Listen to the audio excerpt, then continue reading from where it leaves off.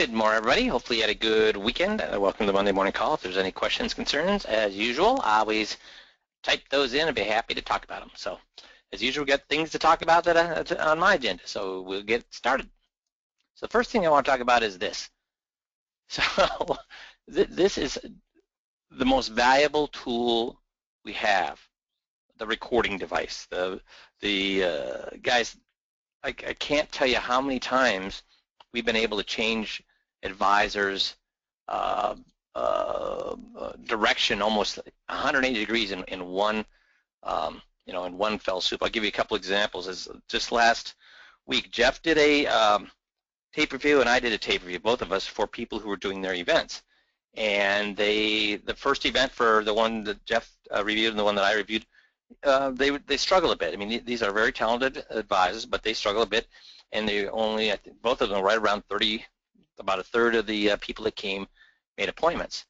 But both of them sent in tapes, and so when they sent in the tapes, Jeff spent 45 minutes with one, and I spent an hour with the other. And the next event that they did, which is just 2 days later, so just 2 days later, the only difference between the events was having a tape for Jeff to review and myself to review. Both of them went up to 76 and 80% appointment ratios, 76 and 80% appointment ratios, from 33% up to 76 and 80% appointment ratios.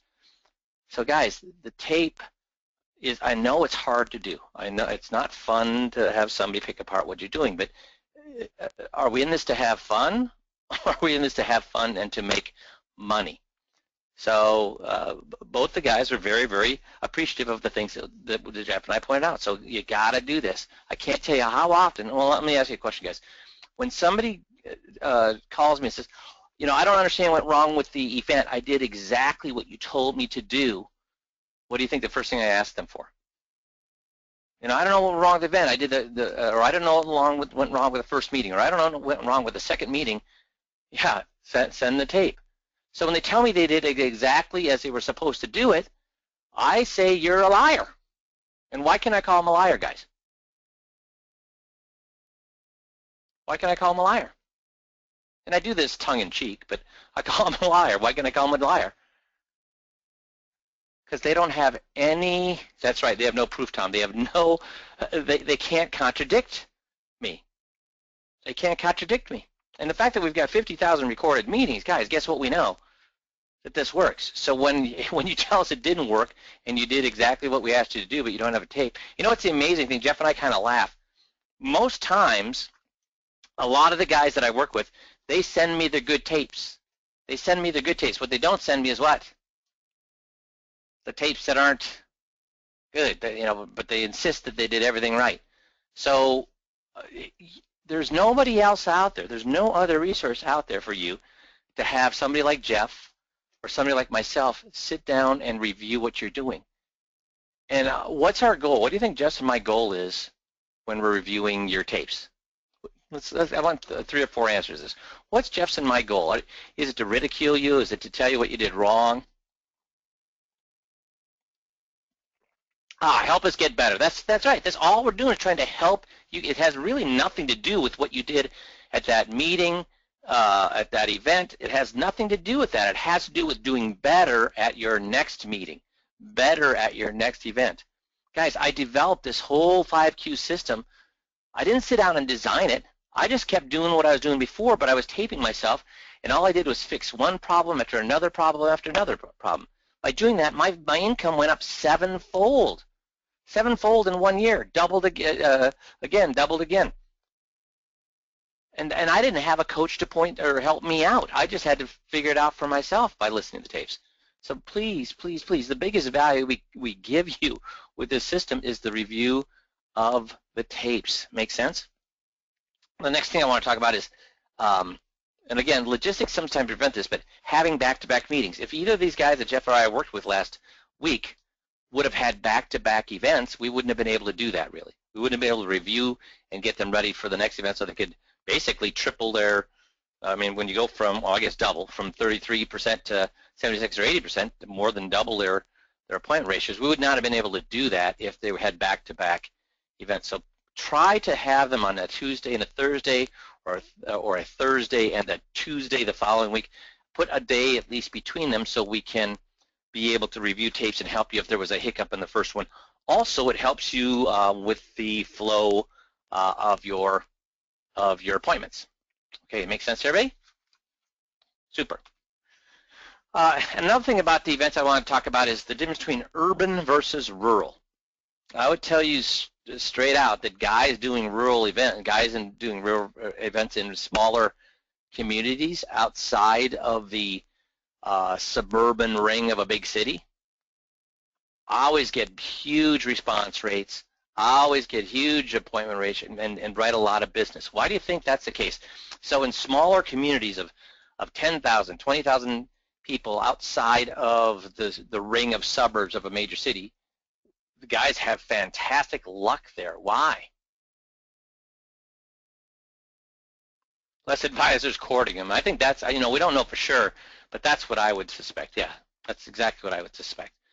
So if there's a way for you to reach out during the summer months and to travel a little bit to get out to those communities. I had to travel an hour to the west and an hour to the east to two small cities, both with about 20,000 population.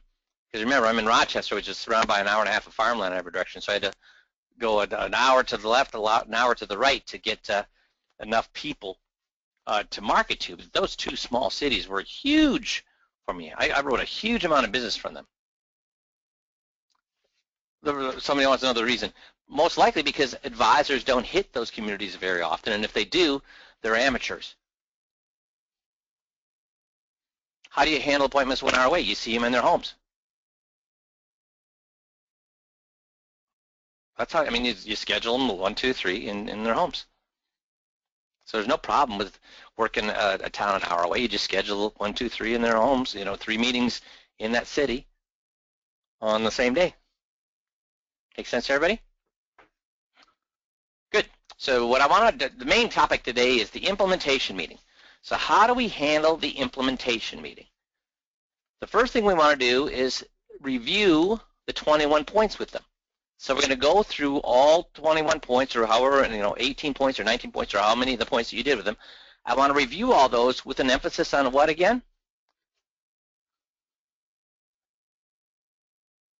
What do we want the emphasis on? No, not on the POA. We want the emphasis again on the motive on why these things happened. So when I review the 19 or 21 different things, however many we did, I want to just briefly touch on all of them, but make sure that they understand the motive of each, but especially down about halfway through and on. So we want to reopen all of those scabs that that we opened the last time, of the wounds that we opened the last time they were there. So you need to review all the things that you covered. Not as fast, not as slow as you did before, a little bit faster than you did before. It should take about 10, 15 minutes to review those 21 things. Does that make sense to everybody? Any questions on that? Okay, super. So what I want to do is, this is 4 steps to create great character flaws. Act 1, character flaw. Act 2, consequences. Act 3, lessons learned. Act 4 would be flaunt the flawless. So again, we just want to reopen those wounds to make sure they remember their guy has character flaws. Not that their guy made a lot of mistakes, that their guy has character flaws. Make sense?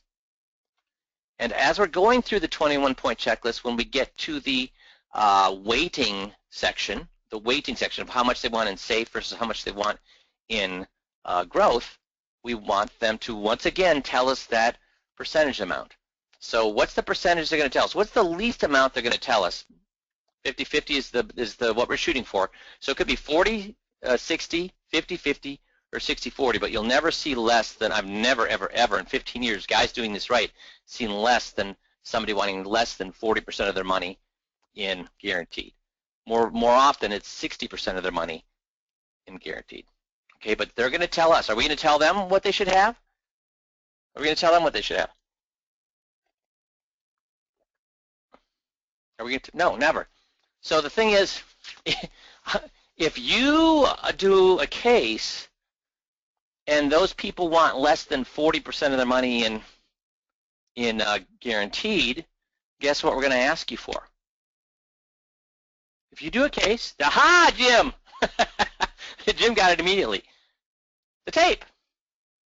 The tape, exactly right, the tape. Because if they ask for less than 40% of their money in a guarantee, that means you did something what?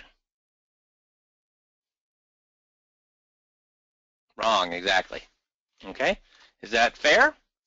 So if you send us a tape and they want all their money in the market, then guess what?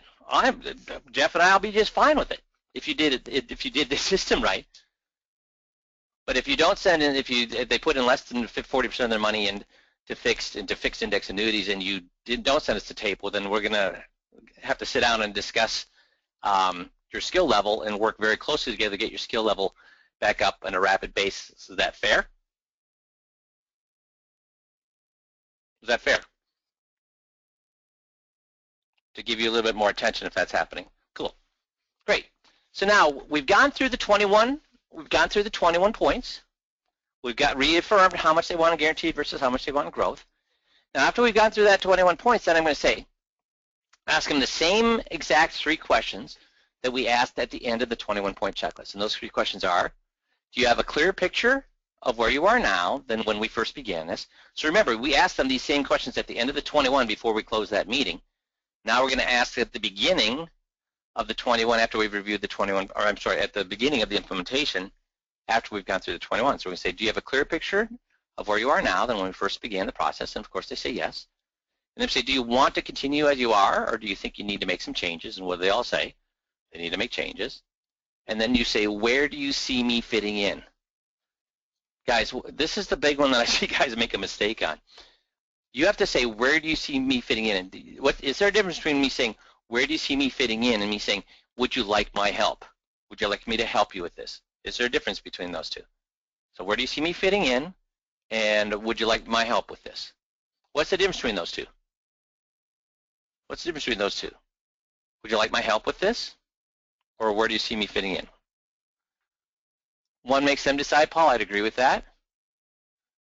One is a close-end, one is open-end, that's right.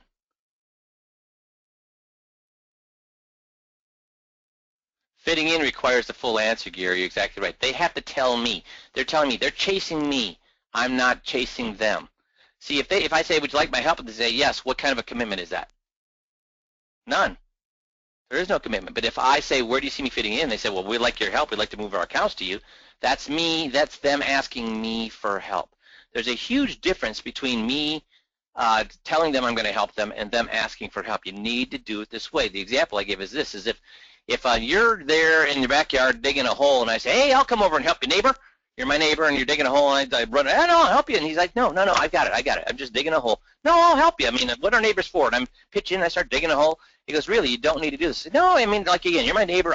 Hey, I enjoy helping neighbors. So I dig and dig and dig and dig. And then, then the next morning, I look out and the hole is filled back in. What can I say to the neighbor?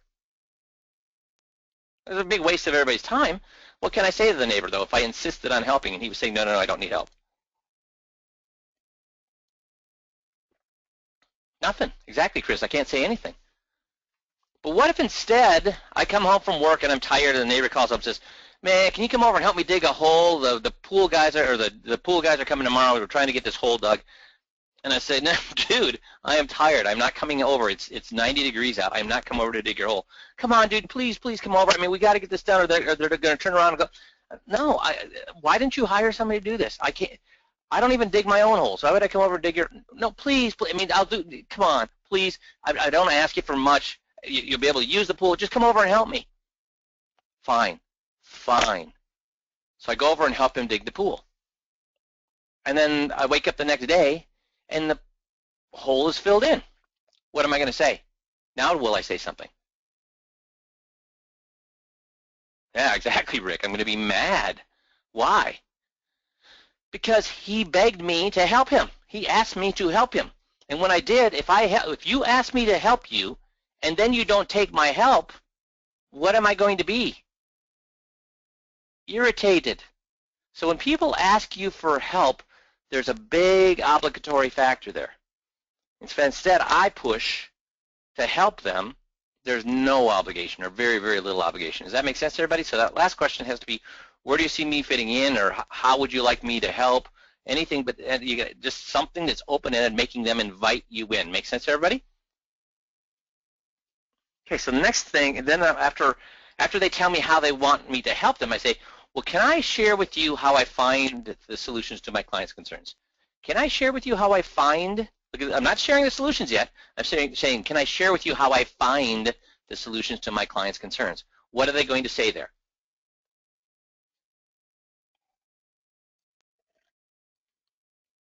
Yeah, of course, you're going to say, sure. I'm going to say, well, I'm a bit skeptical. By nature, I'm a bit skeptical. Oh, wait, I got a question. I'm going to let you guys answer this. Guys, so I got a question. So when did we first ask these 3 questions, guys? When did we first ask these 3 questions? We asked these 3 questions twice. At the end of the 21, yep. Okay, at the end of 21. So if I've done the end of the 21 right, because I've got a question on this. If I've done the 21 right at the end, and I ask him, do you have a clear picture of where you are now than when you first began? What does everybody say? Because I guess we have a question on this, so let's just, okay. Then at the end of number 2, they say, or I say, do you want to continue as you are, or do you think you need to make changes? What is everybody going to say? Yep. And so number 3, if I've done it right, what is everybody going to say when I say, where do you see me fitting in? What are they going to say? Why? Because I have a question here. Do people always give you what you're looking for at the end of number 3? What else? If you've done the 21-point checklist right, what have they decided about their advisor? What have they decided about their advisor at the end of the 21? Yeah, so I'm getting some creative ways to say that he has character flaws, exactly. So what could they possibly say when you say, where do you see me fitting in? Would they say, well, I really don't like my guy. I really don't like you, so I guess I'll go to the Yellow Pages and look for somebody to work with. Is that what they're going to say, guys? What could they possibly say when you say, where do you see me fitting in? I guess I'd rather stay with the crook.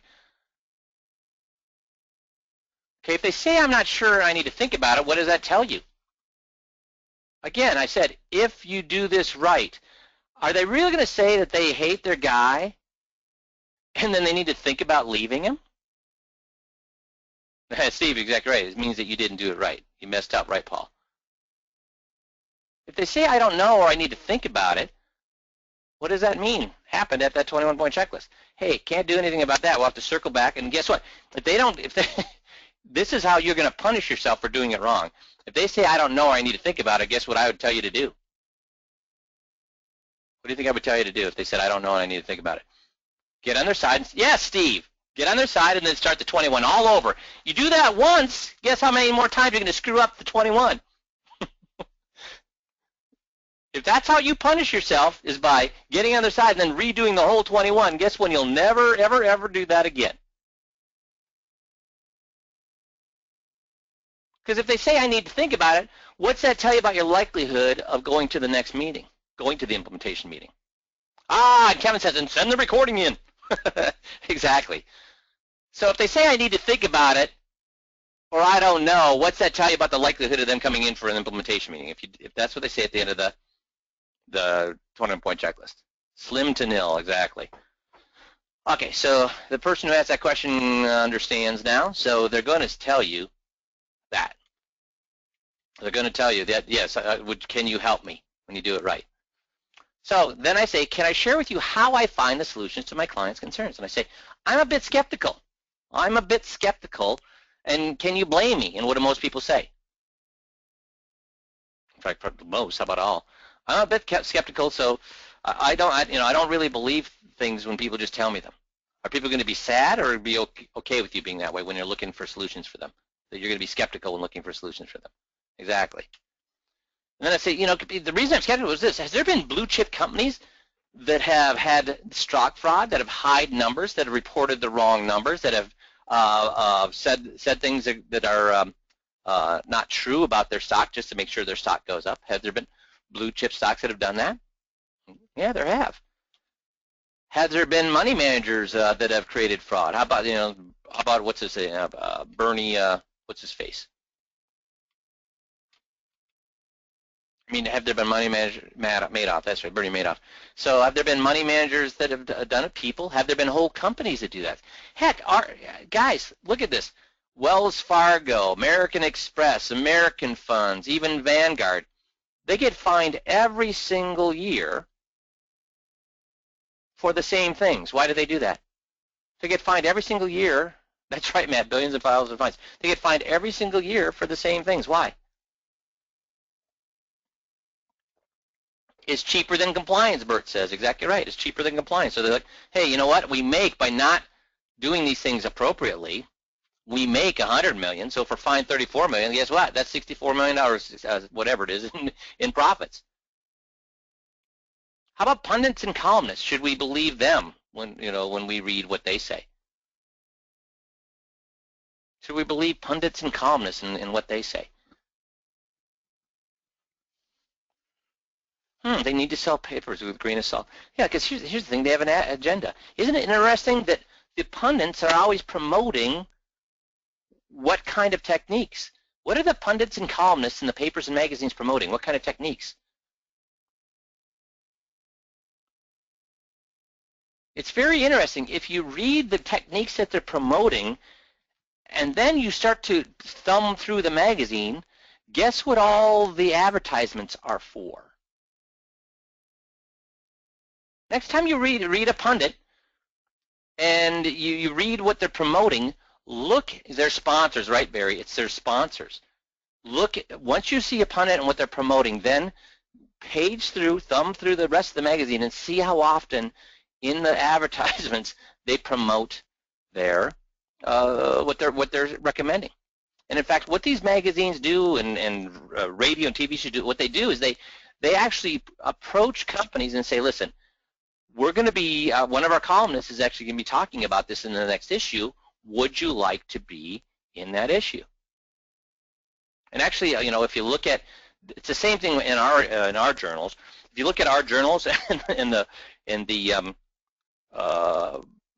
they have a new guest columnist. Guess what the guest columnist happens to have throughout the magazine? Advertisements. I mean, that's the way it works. But you have to get the clients to agree with this. You have to get the clients to agree with this. And do you think it's very hard to get the clients to agree that, hey, the pundits and the columnists, they're going to be their paycheck is based on advertisements. So guess what they're going to do? It's going to be easy, right, Greg? Then we're also going to say, hey, and have pundits and columnists been caught profiting from their recommendations? Have they been caught profiting from their recommendations? Yes, they have. Exactly right. And they always, and this is the big thing, which you're not going to have any problem getting a client to agree to.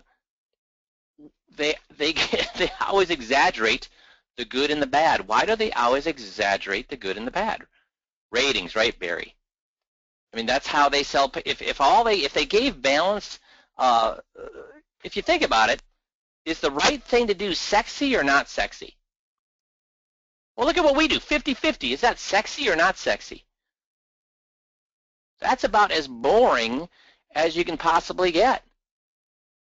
So they're never going to tell you eventually their magazine or newspaper would go kerplunk if they didn't always exaggerate both the good and the bad. Do you think you're going to have any problem getting a client to buy into that? So I go back up here. I say, so can I share with you how I find the solutions of my clients' concerns? And then they say, sure. And I say, well, I'm a bit skeptical. I don't trust what the blue chip stocks say because that we've caught them in fraud. I don't trust what money managers, either the people or the company, say because we've caught them with their hands in the cookie jars. And I don't even trust pundits and columnists because they have an agenda with advertising. They've been caught profiting from their own advice, and they exaggerate the good and bad. Why? Because that's how they sell magazines. That's how they sell newspapers. So I never, when somebody says, hey, take my word for it, I don't take their word for it. I don't take their word for anything. I don't take their word for average rate of return, what they've gotten for average rate of return. First of all, we see it with the funny money.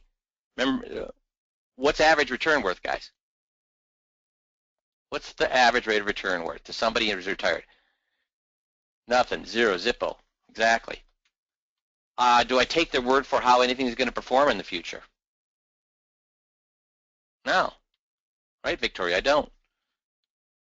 Do I take their word for any prediction of the future, whether the market's going to do well next year or poorly next year?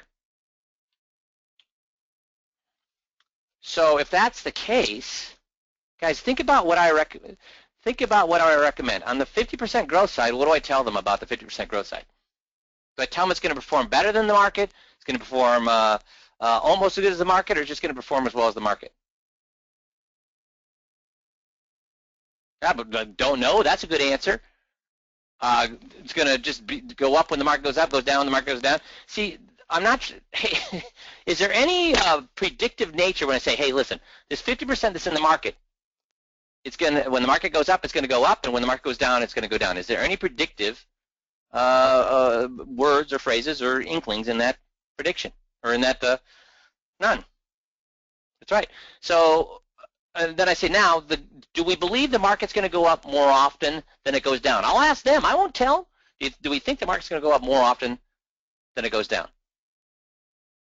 If they say no, then how much money do they need to put in guaranteed? But if they say yes, then I say yes. So here, this is our growth. And on this side, we need guaranteed. And this is always going to be guaranteed. You'll do well when the market goes up, but you won't lose money when the market goes down. Yeah, Barry, that's exactly why. Because we used to have 100% that direction, but can't do that anymore. So basically, I don't predict anything. I just look for the facts, ma'am, just the facts. And then I ask them the question, should we plan for the best or should we plan for the worst? What should we do? Plan for the best or the worst? Yeah, the worst, because if we can live with the worst, guess what? If you can live with the worst, then the best is going to seem fabulous. So I'm going to run through this again. So I'm going to say, can I share with you how I find the solutions to my clients' concerns? First of all, and they'll say yes. And I say, well, I'm a bit skeptical. I don't believe what the blue chip companies say. I don't believe what money managers, either the people of the company say. I don't believe what the pundits or columns say for all these reasons. I don't take their word for anything. I don't take their word for average rate of return. I don't take their word for how something will perform. I don't take their word for any prediction of the future because we don't know it. I just want the facts, ma'am, and the facts are nothing about a crystal ball. It's about what's in it today. So should we plan for the best or the worst? And they'll say the worst. If you can live with the worst, guess what? Everything else is going to look great. Then I'll ask them straight out, so do you approve of this approach? Do you approve of this approach? And what do you think they'll say? No, I like people who predict the future. No, I like people who wing it. What will they say when I do it this way?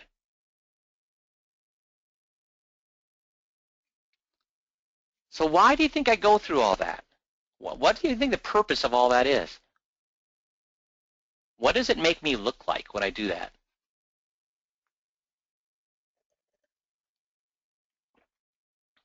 Yeah, honest, I think so, Paul. On their side, fair and unbiased, exactly. I think that all those trustworthy, all those things. It's worth, and again, it only takes what?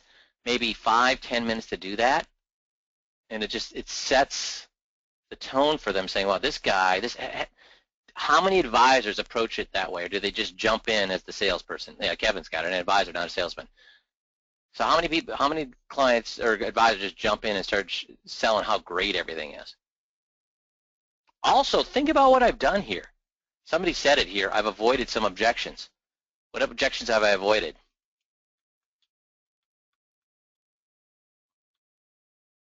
By getting their agreement on the fact that pundits and columnists and all those other people have an agenda and you can't predict the future, guess what we've got their agreement on?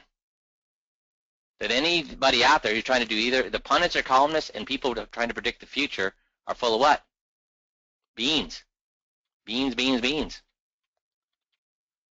So then once we know what you want, then I tell them, once we know what you want, we can go back and based on the facts, find the closest fit. So now I'm not even going to tell them I'm going to recommend anything. I'm saying, I need to know. So now that they know I'm skeptical and I only look at the facts, now I say, now once we know what you want, we can go back based on facts and find the closest fit. Does that make sense? And what will they tell me?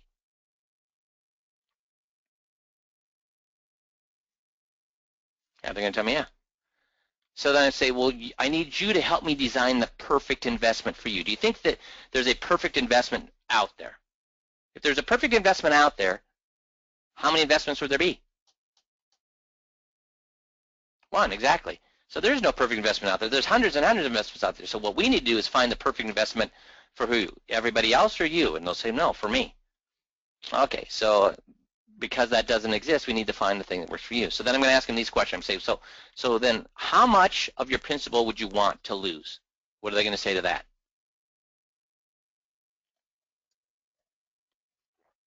Even a guy who likes growth, what do they say to this? Especially when you lay it out, the way I've laid it out to this point, what are they going to say? They're going to say none. Okay, how much of your principal would you like to grow? What are they going to say? All of it. Do you want to automatically sell high and buy low? What are they going to say? Now, can you automatically sell high and buy low? Has anybody ever proven? We talked about this last week. Remember when we went through the numbers of the guys that did the best during the last bear market? How well did they do during the next bear market? Remember last week when we talked about this? The guys who did the best during the last bear market, how did they do during this? Yeah, they did below average anyways. They did below average. So can we agree then that there's no human being out there that can automatically sell high and buy low? So if there's no human being that can automatically sell high, buy low, we have to find something that does it automatically, a mechanism. Does that make sense? Do we have that mechanism, guys? What's the mechanism we use? Yeah, FIAs, right, Greg? Or Steve? Or sorry, Rick. Then I ask him, how much of your principal would you like 20/20 hindsight? So you can look back at the end of the year and say, hey, you know what? I wish I hadn't been in the market, or you know what? I wish I had been in the market. How much of your principal would you like to look back at the end of every year and then decide at that point whether you want to be in or out of the market? What do you think they're going to say to that?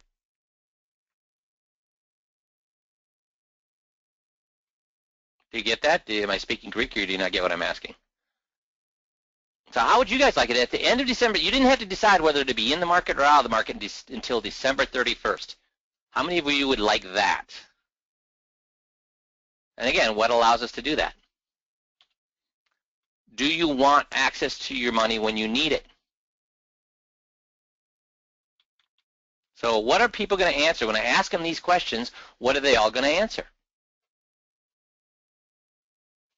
Now do you get now why I say if you put less than 40% of your clients' monies in FIAs, am I going to believe you that you did this right?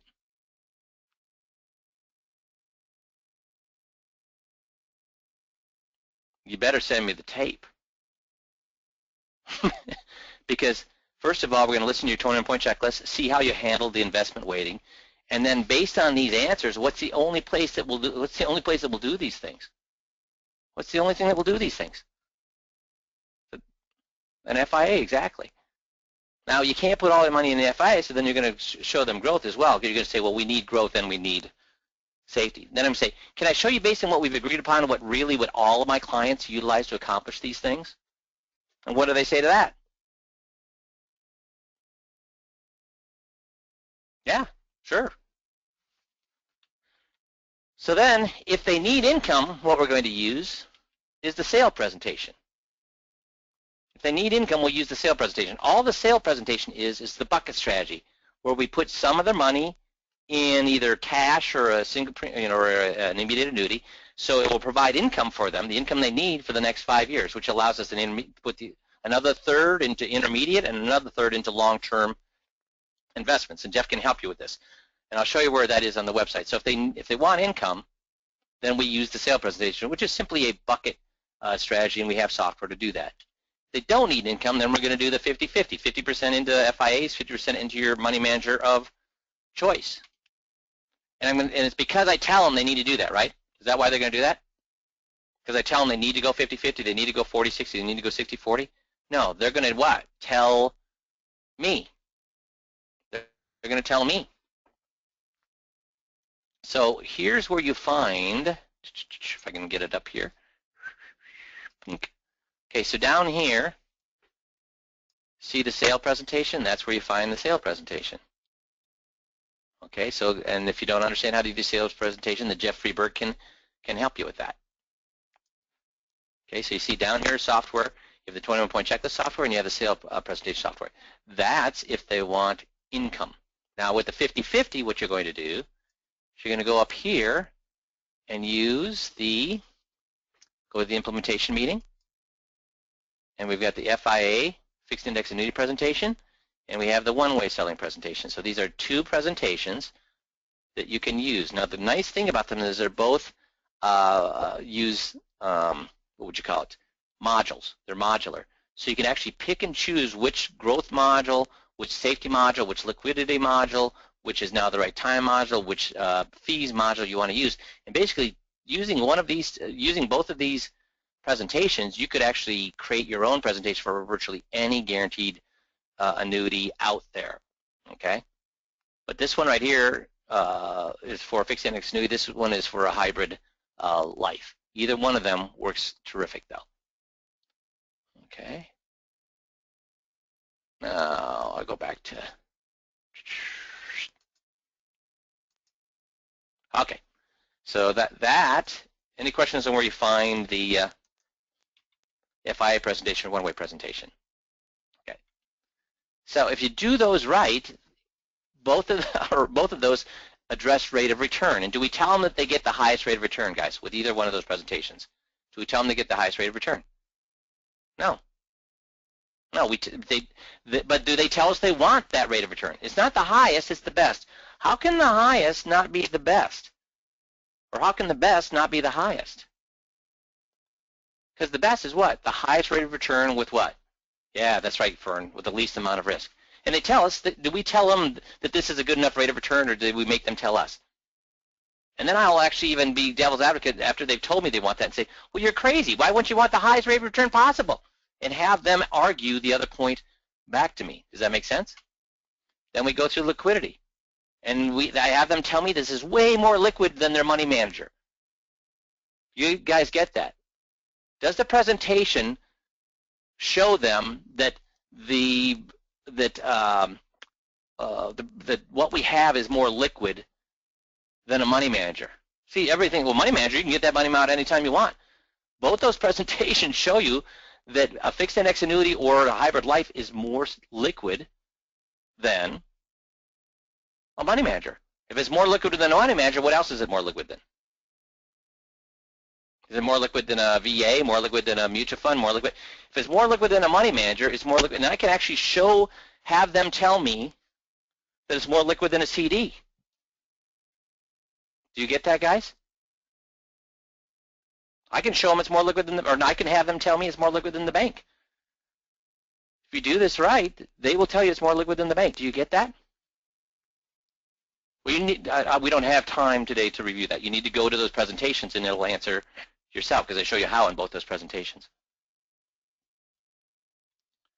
Is now the right time? Should we wait? They tell me no, we should do it right now. What about the surrender charge? And again, I used to be able to move people, and Misty and Jeff can validate this. We had guys moving, people begging to move their VA that they just went into last year. We can no longer do that. But if we can move somebody with a 7% surrender charge, guess what? If we can move somebody with a 7% surrender charge, do you think a 1 or 2% surrender charge is going to be very hard to get them to move? And they were moving from a 7% surrender charge to a product with no bonus, Okay? So again, for suitability purposes, we can't do that this year, but that's how, or this anymore. But that tells you how powerful it is. And you know what? It's sad that we can't do that. You know why it's sad that we can't do that? Let me ask you a question. Why is it sad that we can't get somebody to move from a 7% surrender charge VA? Aha, that's right, Barry. It's better for the consumer. Believe me. I mean, do you think we hid the fact that they were going to take a $17,000 surrender charge? Do you think we hid that fact, or did they know that backwards and forwards?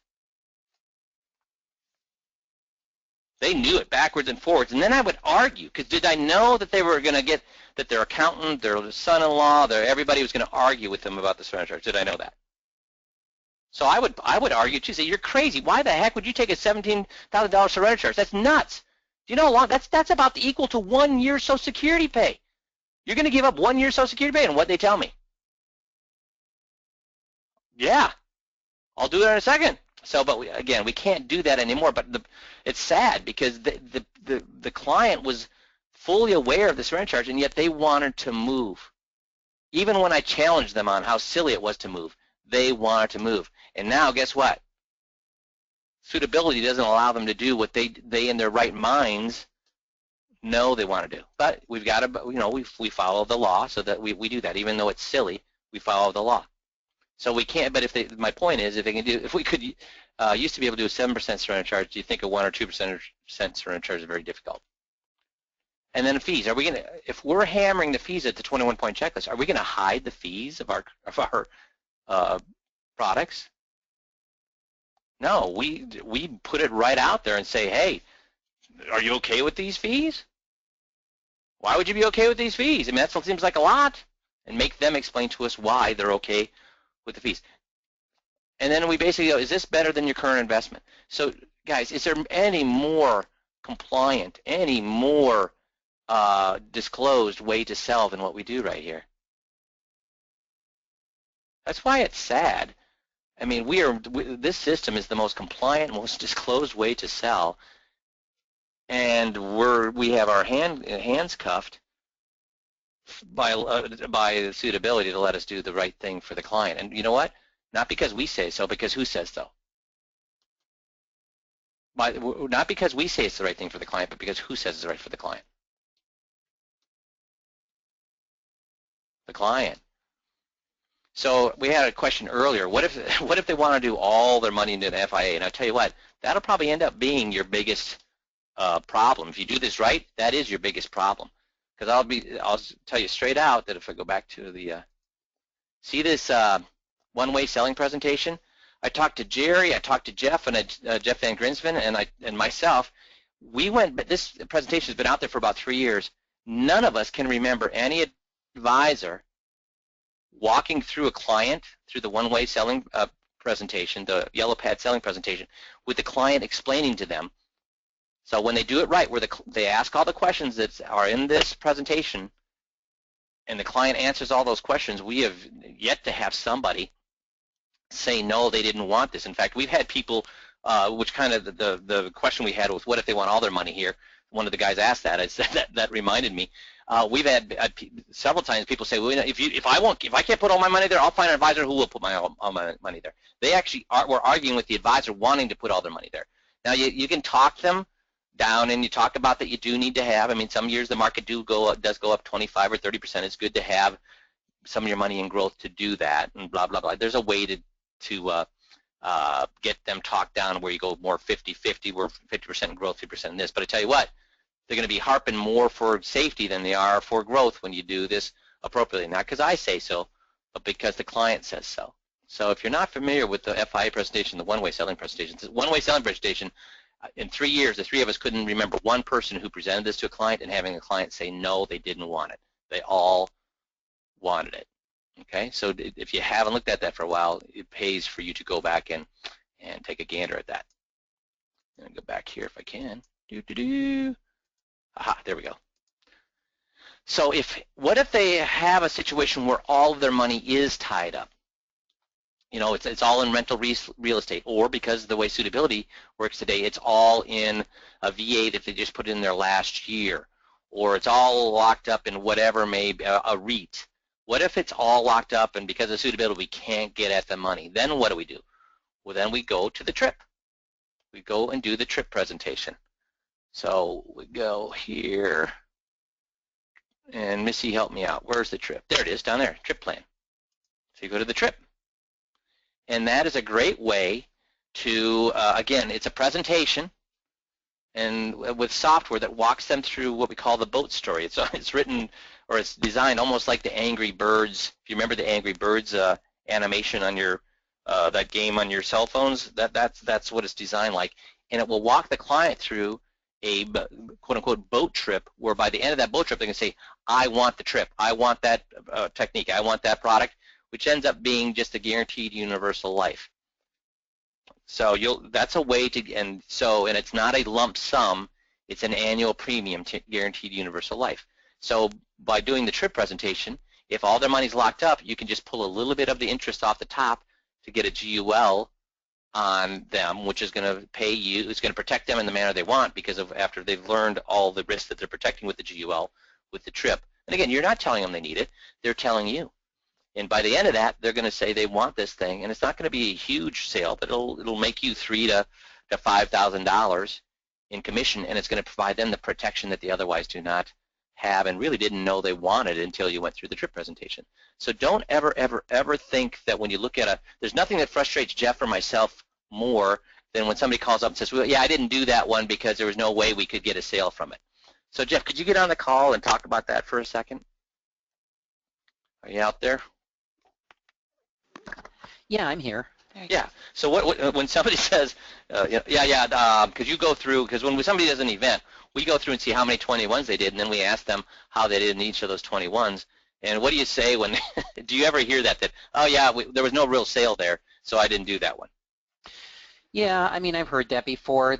I think the thing to keep in mind is, what you're trying to accomplish with each meeting. So I'm not trying to make a sale in the agreement meeting.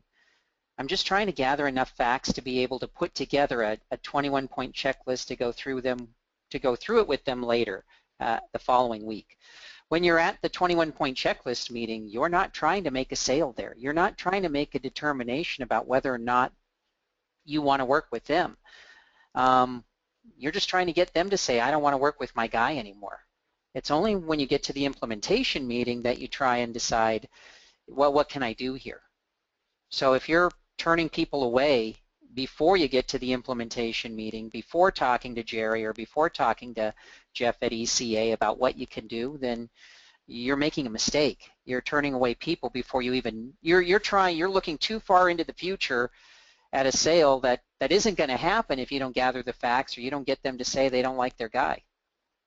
And what's the worst case scenario, Jeff? What if they just moved you over as the broker of record?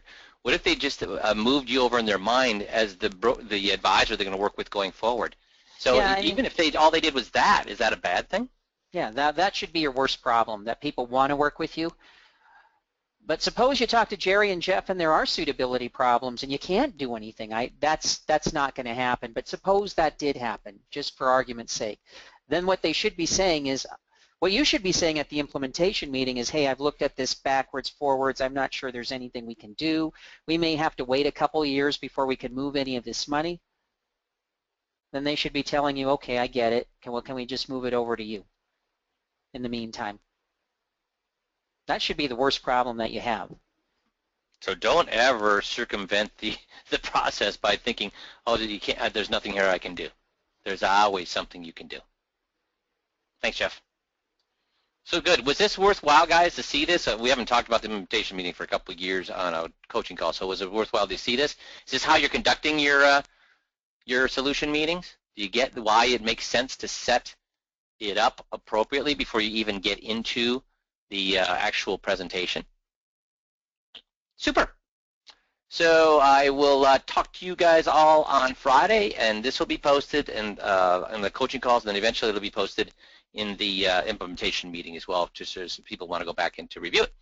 Okie doke. Thank you. Have when will it be posted? Sometime in the next 2 days. Super. So I have a great weekend. We'll talk to you all on Friday. Thanks, everybody. And actually, just a quick reminder, next Monday is Memorial Day, so we will not be having this call next Monday. So our next Monday call will be June 1st, but we will have our Friday call this week as well as, of course, May 29th. So just one Monday we're taking off. As I hope all of you guys are as well. Thanks, everybody. We'll talk to you all on Friday.